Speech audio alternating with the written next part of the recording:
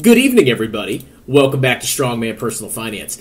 In this video, we're going to react to this absolute Chad King sexy man known as Ben Felix. Because in this video, he eviscerates the disgusting, clownish, covered call ETFs that all these massive losers on YouTube are pumping on their fans. Why? Because they know their fans are stupid.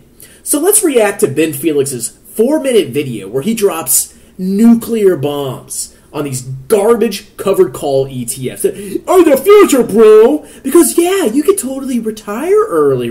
It's so easy, bro. Just retire off $100K, right? Let's watch. Yields are a seemingly easy-to-understand attribute of investments, making them a focal point for many investors. The salience of yield is no secret to financial product manufacturers, resulting in products being marketed based on their high distribution yields. The part that's often ignored, though, is that distribution yields and investment returns are not necessarily the same thing. Did you guys hear that? Your dividend yield, your distribution yield, is not the same as your investment return. Think about a company listed on an exchange. The stock price goes up and down, right? Well, if the stock price goes up, you've made gains because you could sell it and then realize it, right? What if the stock price goes down, but then you get a dividend? So you get a dividend, let's say you get $5 of dividend, but then the stock price drops by $5. How much money have you made? 12? Zero, okay? What these clowns do, these fund managers, these dividend clowns, they focus on the distribution yield, which is basically usually it's a trailing metric, but sometimes it's a projected forward metric. But they focus on the dividend yield because retail investors are so stupid that they don't realize that a dividend yield is not your return. You can have a high dividend yield and have a negative total return. Did you know that? I bet you didn't. What? Many investments with high distribution yields have low expected returns when total returns are considered, not to mention the potential for tax inefficiency. Oh, and that's another point. Man, who's talked about this? Who has said that you should focus on total return and that high dividend payers are tax inefficient? Me, Kevin?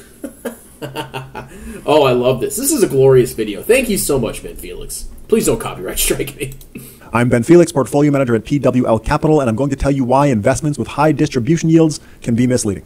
Investment products, including mutual funds, ETFs, and structured products, are often marketed to investors based on their yields with no regard for or indication of their expected returns. Yes, because retail is stupid and all they care about is yield. This is problematic because distribution yields do not necessarily have any relationship to expected returns, and empirically, many investments with high distribution yields have performed poorly for investors. The Ontario Securities Commission recently published an issue-oriented review with their observation that some funds have been marketed as having yields as high as 15%. I'm looking at you, covered call ETFs, which is a problem not because it's factually inaccurate, but because it is emphasized over other aspects of the fund's expected return profile. You know, I've got a fund you guys can invest. I'm going to start the Strongman High Dividend Yield Covered Call VT ETF fund. You give me $100, and every year I will return to you $15. But the money you give me, I'm gonna spend about $5 of it a year on, like, paying my salary because I'm a grifting fund manager.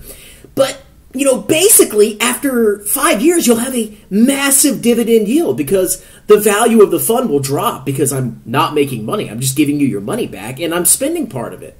Yeah, but it's got a high distribution yield. That first year, it's going to be a juicy 15% yield. Don't you want a high yield? I'm not making money, but I'm giving you your money back. It's a yield, bro. Profile. When investors see a 15% yield, they imagine a 15% expected return. But these two things are not the same. In the case of covered call funds, most of the yield is coming from option premiums. But writing options on the fund's holdings gives the right to a third party to purchase the shares in the portfolio if the stock rises above a certain price, which means giving up the upside of the stock. The result is a lower expected return than the underlying stock portfolio despite a high distribution yield. Did you guys hear that? When you write covered calls, if the stock goes up and you get exercised, you lose the underlying shares. So if a stock goes through a massive bull run, you miss out on that because the person that bought the option is going to exercise the option. So your shares are going to be called away from you. So you got your dividend income, but guess what? You miss out on all the upside, the total return. Covered calls are stupid. Bro, it's so easy. Just write covered calls. Yeah, it's so easy, bro. It's easy to see that the large yields targeted by covered call funds have not been related to their realized total returns. Take HMAX, the Hamilton Canadian Financials Yield Maximizer ETF. It targets a 13% yield, but its total return since inception in January 2023 has been negative 4.69%. Ooh! Now, funny enough, I've talked about this ETF 8 months ago. I, Strongman Personal Finance, made a video on HMAX 13% yield, mocking Adriano's stinky and nary scumbag Canadian filth piece of trash. And in that video, I basically blasted this ETF. Oh, but it's got a 13% yield. So my video got 3.4 thousand views. Okay, of course, because, I'm 100% right. How much did old Stinky and Nary get? Oh, he got 144,000. Who's the good person here? Okay, this massive degenerate scumbag Italian douche. I could say that because I'm part Italian too. Or this guy right here, Strongman Personal Finance. Of course he got more views because retail's stupid. I love it. I just love how I've covered these. Underperforming Canadian financials. Or a more extreme example, the Yield Max Tesla Option Income Strategy ETF has a distribution rate of 60%. Oh my god, bro! It's 60% returns! Why would you not buy TSLY, bro? Let's go look at TSLY. Oh, TSLY ETF. How I generate $200K of passive income. That video was made by me where I mocked this ETF. Okay. What has TSLY done? Well, in the past, God, what is that, a year? It's dropped 43%. But it's got a 10%, bro. God, you people, I don't know what else I have to tell you. You people don't listen. But a total return dramatically below the underlying Tesla stock since inception. Oh, well, look at that. Tesla stock, which is still a clown stock, has outperformed Yield Max Tesla, even though you got your option premium. Are you people really this stupid that you fall for this? I just can't believe this. For a fund with more history, the BMO Covered Call Canadian Banks ETF has a 10-year return trailing the underlying holdings despite having a much higher distribution yield. But it's got a yield, bro! A similar observation can be made in structured products where high headline rates of return, which are like the best case scenario for the product and resemble a yield, are unrelated to the product's expected returns and realized returns, but they're used to attract investors. The demand for structured products is largely driven by their yields with little regard for their expected total returns, and less sophisticated households are targeted by banks issuing products with high yields. Similar to covered calls, the result is that investors looking for yield end up unwittingly investing in assets with high costs and low expected returns. Juicy yield. I tried to warn you. See, this is a beautiful. See, Ben Felix is nice about it, and still funny enough, he only got 18,000 views. Stinky and Airy, that disgusting scumbag, got 144,000 views. This clown gets 18, or not this clown. Ben Felix gets 18,000 views, and he's helping you out. Do you see how unjust and stupid YouTube finance is? It blows my mind. But you know what? I don't get upset anymore. I just laugh. Yields are also used in regular equity mutual funds to attract investors. Some mutual funds intentionally buy stocks before dividend payments, artificially driving up the fund's yield. Again, dividends! Investors love it. Funds with juiced up dividend yields see larger inflows and seem to be most attractive to unsophisticated investors. Chasing the juicy yield is expensive for the fund's investors due to turnover and increased taxes, estimated at 0.57% to 1.52% in added costs per year.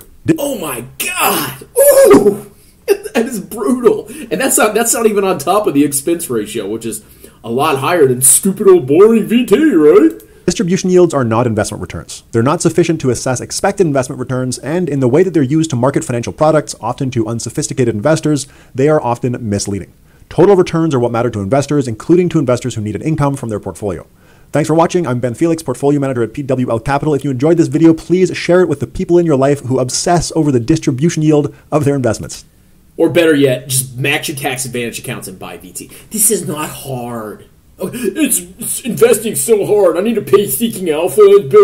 Just shut up and buy VT. Like, what more do I need to do? Okay? Great video, Ben, even though I've made fun of you before. But, overall, I like him. He's a good guy. Okay? But I would not invest with him. But, yeah. I love being vindicated here. Not that it matters. But y'all gotta be careful. The whole finance industry is full of disgusting, grifting pieces of trash. And they will take your money, and they will hurt you long run. But whatever, dividend yields, passive income. Cheers.